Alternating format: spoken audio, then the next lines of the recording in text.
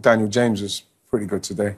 You know, he's come back in. He scored what, 5 goals now? They're saying in 9 games. Yeah, and to be honest, I like the way he worked with Wan-Bissaka today. He worked very, very hard. I was quite pleased he scored his goal because it's very tough when you're at Man United with everybody who's coming and going, all the stuff was going on for you to be there. It really kicks off for him at the start, and then it kind of like went a little bit cold. But like he seems to be getting it a bit now and getting some games, and I was quite pleased for him today. OK, he was amongst the goal scorers then, and 4 down on this very pivotal Sunday that began with a big result for West Ham over Spurs. First time that David Moyes has got the better of Jose Mourinho.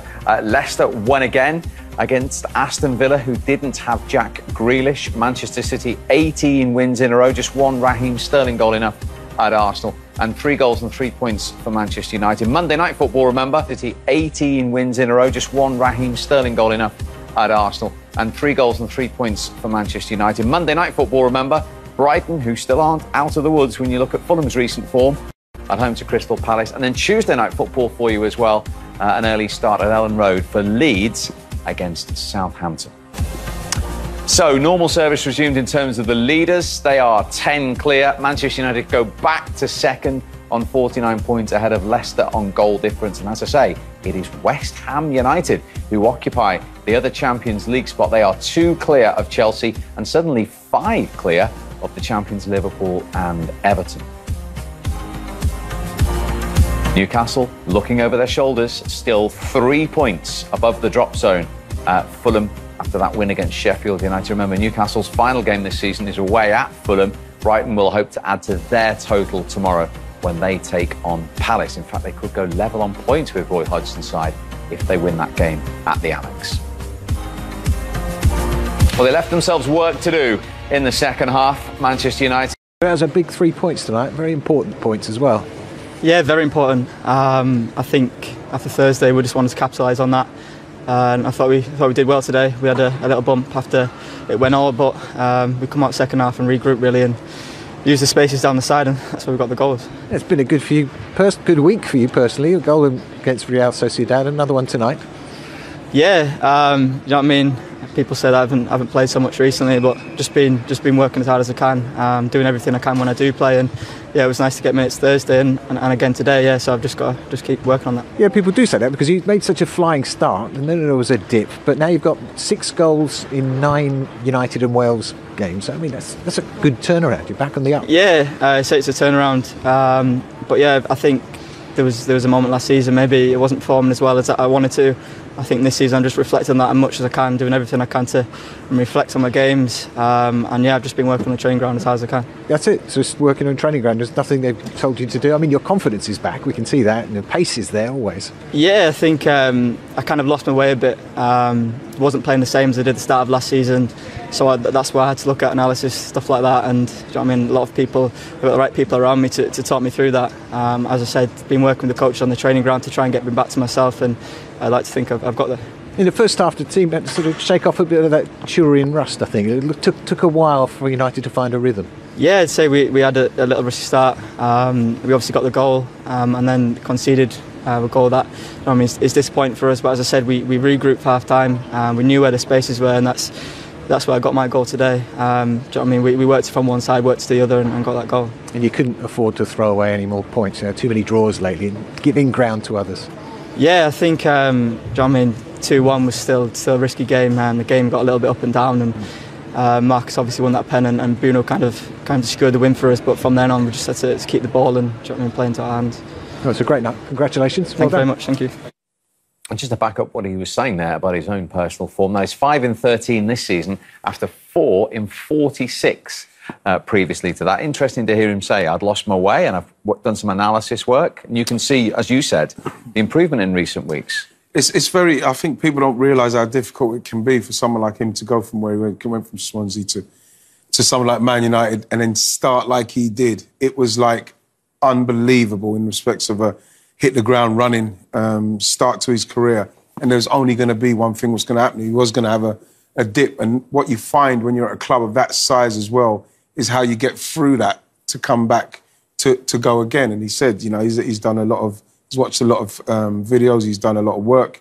And like now, he's probably starting to get it a little bit. So you're hoping that he's going to get the opportunity to stay there so as he can see if he can stay at Man United. Because you hear people say about him, doesn't seem to fit in the Man United kind of player role. You know what I mean? But he looks like, to me, somebody who's willing to learn, and he seems to be getting it at the moment. So long may it continue for him. Where are you up with that, with Dan James? I think he's a confidence player, and I'm not too. I wouldn't be hanging my hat on confidence players, I must admit. Don't get me wrong, he's young and he can, he'll always improve, but he looks to me like he lacks confidence sometimes. Then all of a sudden I see him and think, wow, he's got ability, he's got pace, he's got lots of things that can turn a game.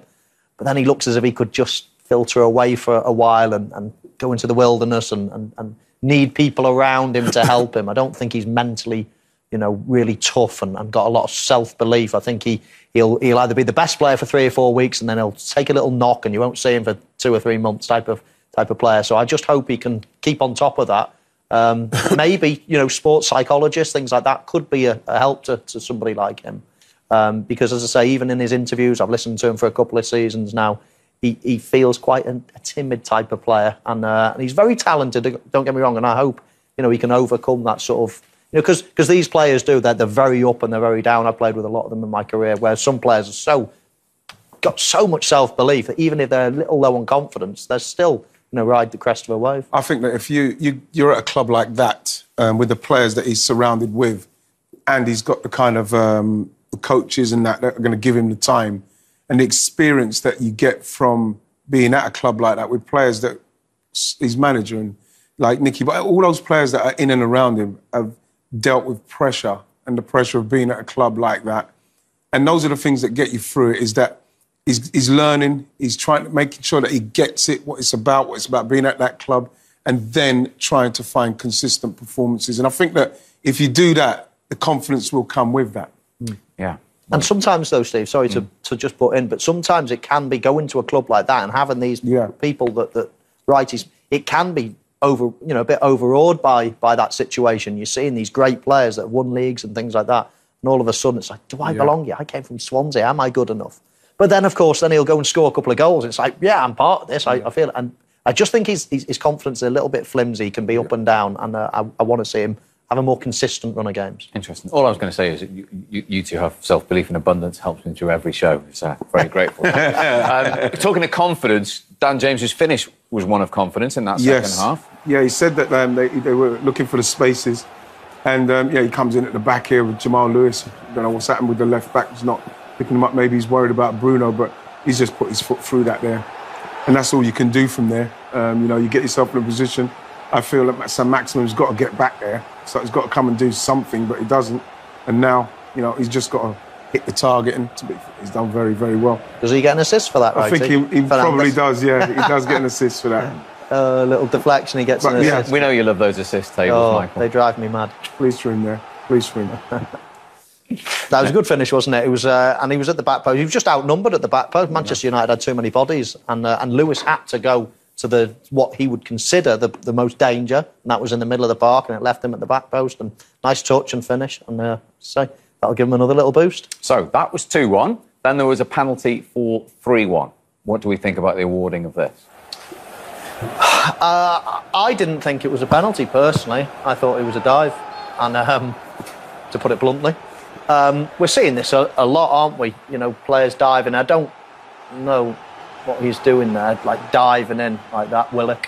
I don't think there's hardly any touch, and I think he goes down very easily, and I think it's a dive. I think that's what it is now. That is the amount that you need to be touched to get a penalty now. I don't feel that when you look at the way he's touched him, it's enough for him to go over like he did. I think that the way penalties are given now and what they're given for with the contact, and that probably is a penalty, isn't it? Are you satisfied Stuart Atwell and VAR's had a good look at that and still maintain the on-field decision? Well, I think that what they've done, they've had a look at it and they've seen contact a little bit, and that's all you need to see now. I think I heard Jose Mourinho saying it now. Any little contact, a modern penalty. A modern penalty. The contact's conclusive. You can see it. Whether it's enough for you to go over like you do, it doesn't make any difference now. This is what This is what a penalty is nowadays. They don't make it right. And it's not just, Rashford. We're seeing it all the time. Mo Salah is a regular player that goes down with the very faintest of touches. There's, if it's consistent, then fine. I don't particularly like it, and I don't think we should accept that, you can see a tiny touch. Yeah, Come on. I mean, that's never, that's